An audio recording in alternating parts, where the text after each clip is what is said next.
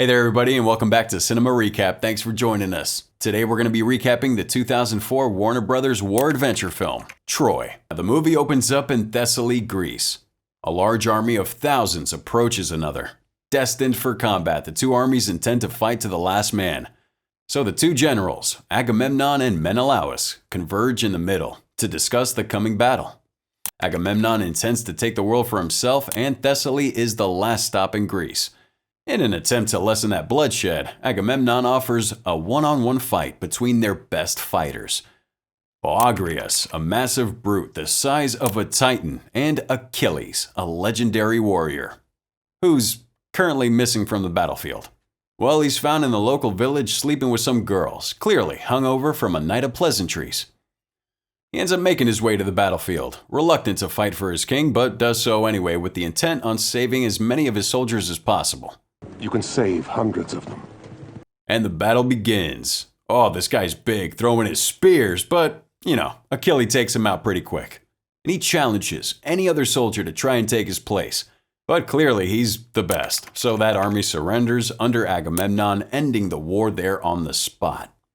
Elsewhere, at the port of Sparta, Troy and Sparta celebrate their unison, former rivaling states who are now allies. The toast is made. But unbeknownst to everyone, Paris and Queen Helen have become a romantic thing behind everyone's back.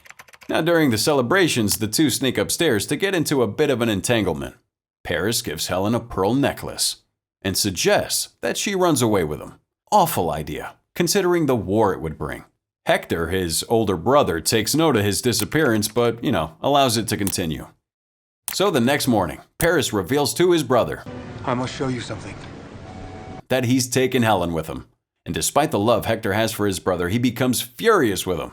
The years their father has devoted to bringing peace will be wasted. A war will be waged. Many will die. And it's all because Paris couldn't keep it in his pants. Story of our lives. When Sparta realizes their queen has disappeared, the king's furious. He sends his men to ready his ships and prepare for the war that has just been declared.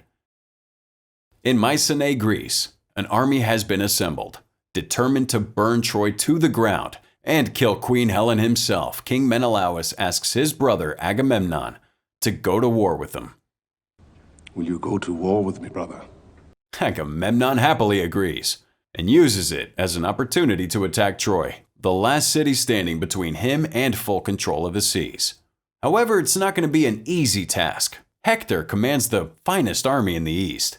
And more than that, King Priam has some pretty high walls and a strong capital. If they want to do this, they'll need Achilles and his reckless battle strategies. So in order to recruit Achilles, they send the well-respected Odysseus, king of Ithaca. There's only one man he'll listen to. I'll send a ship in the morning. So during a training between Achilles and his cousin Patroclus, Odysseus comes to recruit the two. Word has spread about Helen and the coming war. This war will never be forgotten. This is the largest fleet in Greece ever been assembled, setting sail for Troy in 3 days. Oh, that's a glorious looking battle, and Achilles is feeling tempted. Well, Odysseus wants Achilles by his side, and with the promise of glory, Odysseus leaves Achilles to ponder his choice. Now, despite his mother's warnings, Achilles embarks on a journey for immortality, forever to be remembered in the history books. So we're at Troy.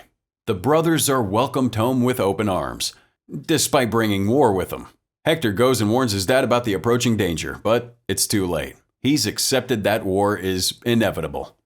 So that night, Paris thinks it's a good idea to ask Helen to run away together, but she warns against it. Menelaus would burn Troy to the ground, regardless if they left or not. So in the following days, the city is preparing for war.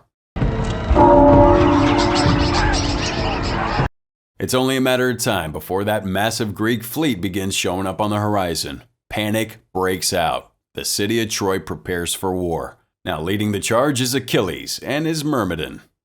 He commands his cousin to guard the ship, but otherwise intends to take the beach himself. However, Achilles and his men are met with a barrage of arrows, and many die. But they quickly recover and form themselves into a walking shield to breach the front lines.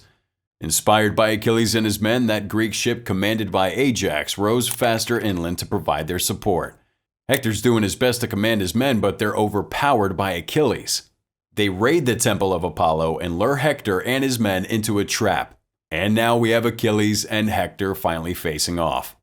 Wanting an audience, and to be remembered for the next 1,000 years, Achilles spares Hector with an intent to kill him later on a more glorifying stage. So with the battle over, Achilles and the men are praised on the beach by the other warlords. And in his quarters, the cousin of Hector in Paris, Briseis, is tied up. Fearing nothing, Achilles mocks her god and ignores her cries for vengeance. And in their conversation, Achilles assures her safety and tells her that all he really wants is glory. In his tent, Agamemnon's praised with the spoils of conquest. All the kings praise him for his victory over the beach at Troy, despite Achilles being the true victor. Well, Agamemnon takes the opportunity to speak with Achilles and attempts to put him in his place. He claims that history remembers kings, not soldiers. Despite Achilles being a willing participant in his war, Agamemnon still has a strong distaste for him. And in a show of power, he threatens Briseis, and Achilles has no choice but to let him have his way. But if you don't release her, you'll never see home again. And all this brash show of power has Achilles pretty pissed off at Agamemnon, to which the warrior promises to kill him himself one day. Now inside the walls of Troy, elders of the city gather to discuss their strategy for the war. And while everyone remains optimistic, Hector remains cautious. In order to prevent more bloodshed, Paris announces that he will challenge Menelaus himself for Helen's hand. And despite his father and brother's concern, they allow it.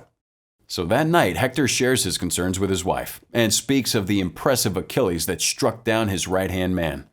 Well, they both fear that despite Paris's little challenge, war will ensue regardless. And when he goes off to speak with Paris himself, he catches Helen trying to leave. Well, she's afraid that Paris is going to die in the morning and that all is doomed. So in a last-ditch attempt to right her wrongs, she wanted to go to Menelaus and beg for forgiveness. However, Hector talks her out of it. She's a princess of Troy now, and they intend to protect her to the last man. Now in the morning, Achilles is refusing to fight for Agamemnon. He orders that his men stay, until Agamemnon begs him for his help. With both armies ready, Troy stands ready at the gates, while the Greek army marches in from the distance. The Greek armies are massive, and an ocean of soldiers covered the horizon, with the kings of the Greek leading the way. Agamemnon offers them one last chance to surrender, but Hector stands brave in the face of adversity. The winner takes Helen home. Paris challenges Menelaus, and after some pushback from Agamemnon, the challenge is accepted. So, armies standing at the ready. Two men making their way to the middle, ready to fight to the death. Achilles and his men are watching from a distance. Outmatched in both size and experience, Paris fights for his life, but ultimately gets outclassed by his opponent. And knowing that he's lost, Paris crawls to his brother, clinging for dear life. The pact is broken, and Menelaus urges Hector to let him kill Paris. He's dishonored himself and deserves death. Well, Hector's not letting this happen, and defends his brother by killing Menelaus. Well, that caused war to break out, and the armies of Greece charge forward into battle. Achilles and his men are the only ones that notice Agamemnon's poor battle strategy. The army gets too close to the walls, and a shower of arrows kills a lot of them. Ajax and Hector find themselves in battle, but Hector comes out victorious in the end. Back to the ships! Now this is the straw that breaks the camel's back.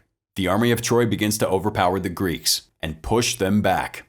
If it weren't for Odysseus, Agamemnon would have led his army to intimate defeat. Well, the Greeks retreat, and Hector displays his superior leadership by showing patience and not leading his army into the range of Greek archers. Troy has won the day. Now that night, the dead are gathered and burned. Helen's tending to Paris, but he's sulking in shame. Well, he's no brave warrior, and she knows that.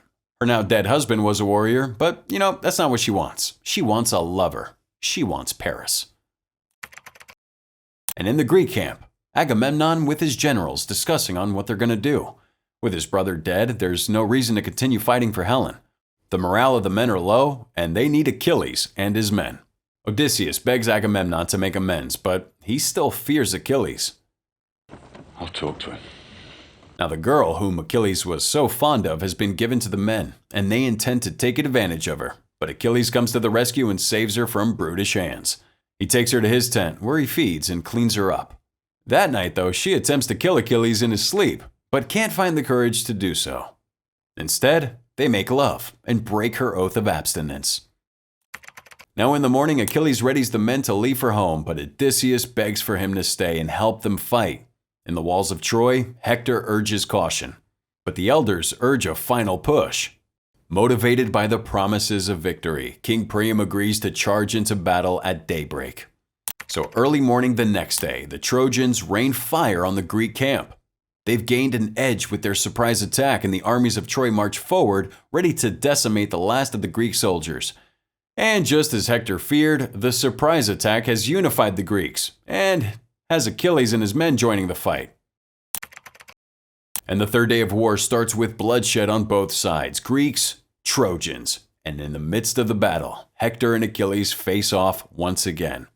This time Hector seems to have the upper hand. He slits Achilles' throat and both armies are stunned by his victory. In the lull of battle, Hector unmasks Achilles and it's revealed that it was actually his cousin Patroclus that was slain. Now, shocked by this discovery, both armies decide to, call it a day. What's his cousin? Oh, with Patroclus dead, Odysseus notes that the war's never going to end now. When the Myrmidon return to camp, they explain to Achilles how they thought Patroclus was him. And despite their intention to sail home today, they mistakenly went to war behind Patroclus. I don't think Achilles has taken the news so well, and even Briseis can't seem to comfort him. Now that night, knowing that he's most likely in spite of Achilles, Hector shows his wife an escape route within the walls of Troy. He's fully expecting the Greek armies to breach those walls with a vengeance. The death of Patroclus has reignited the war and everyone knows it. So in the morning, both Hector and Achilles ready themselves for war. Alone, Achilles riding for the walls of Troy where he intends to single-handedly take revenge. Now at the walls, Achilles challenges Hector to a duel. Hector! And fearing his opponent, Hector says his final goodbyes before facing Achilles in a duel to the death. Before this happens, Hector offers a final pact. And wishing to take no part in that pact, Achilles assures him that he will die tonight. So the two begin their fight, and Achilles only seems to have a slight edge over the prince. Proven to be a better warrior than most, Hector puts up a great fight against him, but ultimately loses. And what does Achilles do? Well, he takes that body and straps it to the carriage, dragging him back to camp for everyone to watch. And they all watch in horror as their beloved prince is carted off in the distance. That night, Briseis asks Achilles, when will it all end? And he tells her that it never will. Later, we watch King Priam visit Achilles in his tent and beg for the return of Hector's body. Oh, he's begging for mercy. Let me wash his body. With some slight hesitation, Achilles allows it. Kinda distraught with what he's done and all the battles he's fought, Achilles cries over Hector's body. He assures King Priam that Hector was the best he's ever fought, and he gives him the respect he deserves by allowing Priam to give him proper time to mourn and honor the dead prince. Well, that agreement pissed off Agamemnon, and fearing the loss of more men, Odysseus begins to plot a scheme to end the war, and Achilles sends the rest of his men home. 12 days pass by, and the Trojans find that the Greeks have left the beach. In their wake, they've left a wooden horse. So, thinking it's a gift to the gods, the Trojans bring this into their city as a sign of their victory, despite Paris's wishes to burn it. Little do they know, Odysseus and his men are inside, waiting for an opportunity to strike. So the Greeks haven't left, but rather relocated into hiding. That night, Odysseus and his boys come out of hiding and open the gates for the Greek army lying in wait. And now the city of Troy becomes quickly overrun. Greek soldiers begin to burn that city down, Achilles among them. However, his only goal is to find Briseis. Briseis, where is she? The royal family begin to flee the city, sending Helen and Hector's family through the tunnels. Paris, on the other hand, decides to stay and gets his father and Briseis to safety. The soldiers of Troy fight to the last man, and King Priam gets killed in the chaos. Briseis is found by Agamemnon, and the power-hungry king mocks her and her gods, dropping his guard in the process. She takes the opportunity to kill him on the spot, finally putting his reign to an end. Well, the guards attempt to kill her, but she's then saved by Achilles. Well, their reunion's short-lived when Paris comes for Briseis, and despite her pleas, Achilles is shot in his heel. He tries hard to fight back but is slowed by the arrow in his foot, and he's ultimately shot to death. The couple say their final goodbyes, and Paris and proceeds to disappear into the night. Troy is fallen, kings are dead, and only Odysseus remains to tell the tale of legendary Achilles. A true testament to heroism and the legendary Greek icon Achilles. What about you? Would you have gone back and saved your love like Achilles? Or would you have sailed home with your men? Let us know in the comments section below with that hashtag CinemaRecap.